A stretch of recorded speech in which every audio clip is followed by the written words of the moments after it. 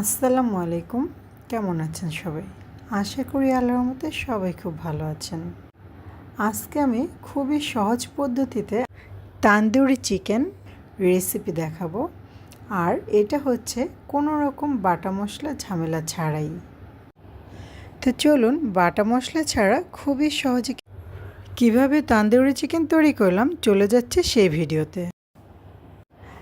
আমার এই রেসিপিটা ফলো করে বাসায় আপনারাও ট্রাই করবেন। আশা করি আপনাদের কাছে খুবই ভালো লাগবে। এখানে আমি মুরগির লেগ পিস নিয়েছি 4টি। এটা আমি কেটে ধুয়ে পরিষ্কার করে নিয়েছি। আর আমি কিন্তু এটা থেকে বাড়তি তেলগুলো আলাদা করিনি। আপনারা যদি কেউ চান তাহলে কিন্তু বাড়তি তেলটা কেটেও দিতে পারেন। এই লেগ পিসগুলো আমি এখন একটা চাকু দ্বারা কেটে নিচ্ছি। মাংসটা এমনভাবে কাটতে হবে যেন হাড়ের সাথে লেগে যায়, তবে দুই টুকরা যেন আবার হয়ে না যায় সেদিকে কিন্তু অবশ্যই খেয়াল রাখতে হবে। আর এটা কেটে নেওয়ার কারণ হচ্ছে মশলা দিয়ে যখন ম্যারিনেট করে নেব মশলাগুলো যেন খুব ভালোভাবে ভিতরে ঢুকতে পারে, তবেই কিন্তু খেতে ভালো লাগবে। তাছাড়া কিন্তু দেখা যাবে যে ভিতরে মশলাগুলো ঢুকতে না পারলে খেতেও ভালো লাগছে না। কাছে থেকে আপনাদের একটু দেখিয়ে দিচ্ছি, দেখুন এটা কতটা ডিপ করে আমি কেটেছি। আর এইভাবেই আমি এখন সবগুলো লেগ পিস একে একে কেটে নিচ্ছি। আর হ্যাঁ, এটা কিন্তু অবশ্যই দুপাশ থেকেই কাটতে হবে, তাহলে কিন্তু মশলাগুলো খুব ভালোভাবে এর মধ্যে প্রবেশ করতে পারবে। চিকেনগুলো কেটে নেওয়া হয়ে গেলে এর মধ্যে আমি দিয়ে দিচ্ছি আধা চা চামচ পরিমাণ লবণ। লবণটা কিন্তু একটু আমি কম করেই দিচ্ছি, যেহেতু এর মধ্যে আমি বিভিন্ন রকম সস দিব। শুকনো মরিচের গুঁড়া দিয়ে দিচ্ছি 1 চা চামচ পরিমাণ। 1 টেবিল চামচ পরিমাণ দিয়ে দিচ্ছি লাইট সয়া সস। 1 টেবিল চামচ দিয়ে দিচ্ছি ওয়েস্টার সস। 1 টেবিল চামচ দিয়ে দিচ্ছি টমেটো সস। চিলি সস দিয়ে দিচ্ছি 1 টেবিল চামচ। এখন আমি এখানে আরও দিয়ে দিচ্ছি আধা চা চামচের মতো গোলমরিচের গুঁড়া। আমি এখানে কালো গোলমরিচের গুঁড়া দিচ্ছি, আপনারা চাইলে কিন্তু সাদা গোলমরিচের গুঁড়াটাও দিতে পারেন। আধা চা চামচের চেয়েও কম দিয়ে দিচ্ছি জর্দার রং। এটা আমি দিচ্ছি কালারটা সুন্দর আসার জন্য, আপনারা চাইলে কিন্তু এটা স্কিপও করতে পারেন। চিকেন তান্দুরি মশলা দিয়ে দিচ্ছি এখানে আমি 1 চা চামচ পরিমাণ। এই মশলাটা কিন্তু আমি ঘরেই তৈরি করে নিয়েছিলাম। এখন আমি দিয়ে দিচ্ছি 2 টেবিল চামচ পরিমাণ টক দই। টক দই যদি আপনাদের হাতের কাছে না থাকে তাহলে কিন্তু আপনারা এখানে লেবুর রসটাও ব্যবহার করতে পারেন।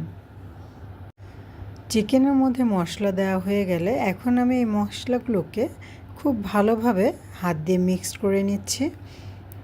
এমনভাবে মিক্স করতে হবে যেন চিকেনের প্রতিটা কোণায় মশলা খুব ভালোভাবে লাগে। আর আমি যেখানে যেখানে চিকেনগুলোকে একটা চাকু দ্বারা চিড়ে দিয়েছিলাম সেই অংশগুলোতেও কিন্তু মশলা ভালোভাবে লাগাতে হবে, তাহলে কিন্তু মশলাগুলো ভালোভাবে চিকেনের মধ্যে প্রবেশ করতে পারবে। আর তবেই স্বাদটা বেশি হবে। আর যদি এইভাবে না দিতে পারেন তাহলে কিন্তু ভিতরে খেতে ভালো লাগবে না তেমন। চিকেনের সাথে মশলাটা খুব ভালোভাবে মেশানো হয়ে গেল।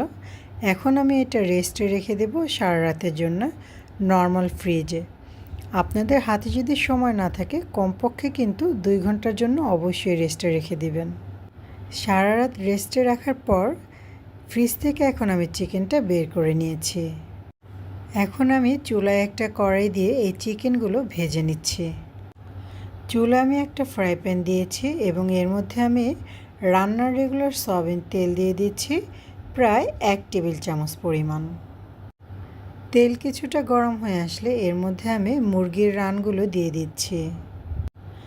কড়াইয়ের মধ্যে রানগুলো দেওয়ার সময় কিন্তু আমি এই রানের থেকে আলগা মশলাগুলো একটু মুছে নিয়েছি। এই মশলাগুলো আমি আবার পরে হালকা করে উপর দিয়ে ব্রাশ করে দিব।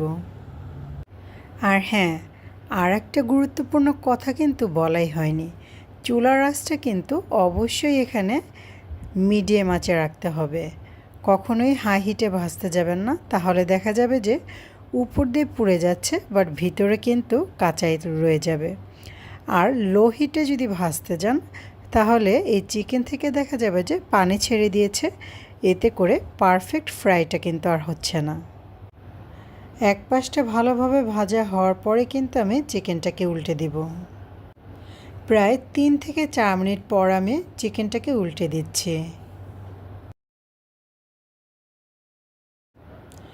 এরই মধ্যে কিন্তু আমি চিকেনটাকে আরেকবার উল্টে নিলাম এবং আমি যে বাকি মশলাটা ছিল সেটাকে উপর দিয়ে একটু ব্রাশ করে দিচ্ছি। এতে করে চিকেনের কালারটাও সুন্দর আসবে এবং ভিতরে মশলাটা খুব ভালোভাবে যেতে পারবে। এই একই প্রসেসে আমি বাকি চিকেনগুলোও কিন্তু ভেজে নেব। আর এই চিকেনটা যতক্ষণ না পর্যন্ত কালচে একটু ভাব হয়ে আসছে উপর দিয়ে, ততক্ষণ পর্যন্ত ভাজতে হবে। তাছাড়া কিন্তু দেখা যাবে যে ভিতরটা কাঁচা থেকে যাবে এবং খেতে খুব বেশি একটা ভালো লাগবে না।